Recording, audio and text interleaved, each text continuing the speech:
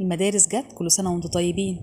يلا بقى نجهز حلويات الولاد ياخدوها معاهم المدرسة وتبقى أحلى وأجمل من بره. أنا أمنية سامي، اللي لسه أول مرة يشوفني ما ينساش يعمل لايك وسبسكرايب عشان يوصلوا كل جديد. وصفتنا النهاردة هي طريقة عمل الكوكيز. هنعملها النهاردة بطريقة سهلة وبسيطة جدا ومكونات بسيطة موجودة في كل بيت. انسوا بقى كل الكوكيز اللي اكلتوها بره، بجد دي طعمها خرافة. عارفين الكوكيز اللي بتاكلوها في أي كافيه؟ دي بجد أطعم وأجمل منها بكتير. فتعالوا معايا عشان نشوفوا طريقتي بالتفصيل. اول حاجه بنستخدم بيضايه، اهم حاجه البيضه دي تكون طالعه من التلاجة بقالها فتره، ما تبقاش ساقعه يعني. وننزل عليها بكيس من الفانيليا، وننزل عليهم بنص كوبايه من الزبده، ونفضل نضرب فيها لحد ما الزبده تبقى كريمي معانا. اخدت معايا حوالي 5 دقايق ضرب في العجان.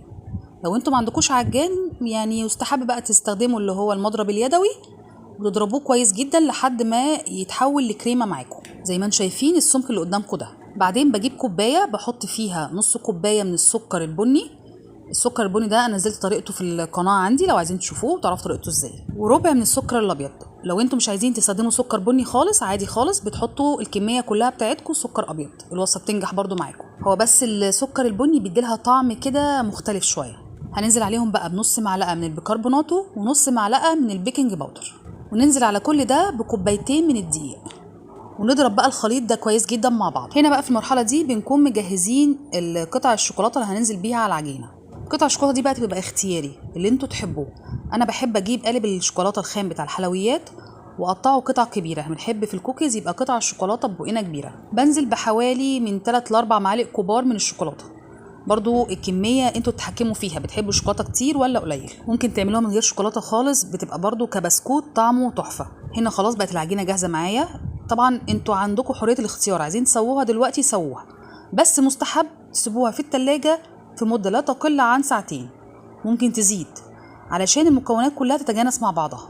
اهم حاجه بس تغطوها وتحطوها في التلاجة. هنا بقى اجيب الصواني بتاعتي اللي هخبز فيها، برشها رشه زيت بسيطه جدا، وابدا بقى اكور الكوكيز بتاعتي على قد ما اقدر باحجام يعني صغيره شويه، لان هي هتنفش لما تستوي في الفرن.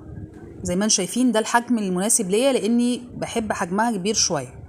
لو انتوا بتحبوها قطع صغيره يا ريت يبقى نص الكميه دي. بعدين ببدا احط قطعه من الشوكولاته على الوش تاني، وابدا اضغط على الكوكيز ضغطه بسيطه. هنا بقى ببدا ادخلها فرن سخن، بتاخد حوالي تلت ساعه. طبعا عنا عليها، هي اول ما تستوي يعني مش هتاخد لون من فوق، هي لونها مش هتغير من فوق، هي اول ما اطرافها الجانبيه لونها يتغير معنى كده انها استوت من تحت، بنطفي على الفرن فورا ونطلعها منه. انتوا ساعتها هتلمسوها من فوق هتلاقوها طريه، لكن هي لما بتبرد خالص بتبدا تنشف وتمسك نفسها. وما تطلعوهاش من الصينيه خالص الا لما تبرد تماما، عشان لو طلعتوها في ساعتها هتتفتفت منكم. هنا انا بوريها لكم اهو، هي اخدت معايا بالظبط حوالي تلت ساعه في الفرن. زي ما انتم شايفين لونها من ورا عامل ازاي. استنيتوا انها بردت خالص وطلعتها من الصينيه، برضو هتخلوها على جنب لحد ما تمسك شويه، لانها كل ما بتتساب شويه كل ما بتقرمش وتبقى احلى. بجد خطيره جدا زي ما انتم شايفين كده. وريتها لكم اهو دلوقتي وانا بفتحها، فيها قرمشه مليانه شوكولاته، بجد كان طعمها رهيب. بجد لازم تجربوها، وبقول لكم اهو لو جربتوها وما عجبتكوش بقول لكم ما تتابعونيش تاني، لاني واثقه من كلامي انها هتعجبكم جدا وهتنجح معاكم ان شاء الله.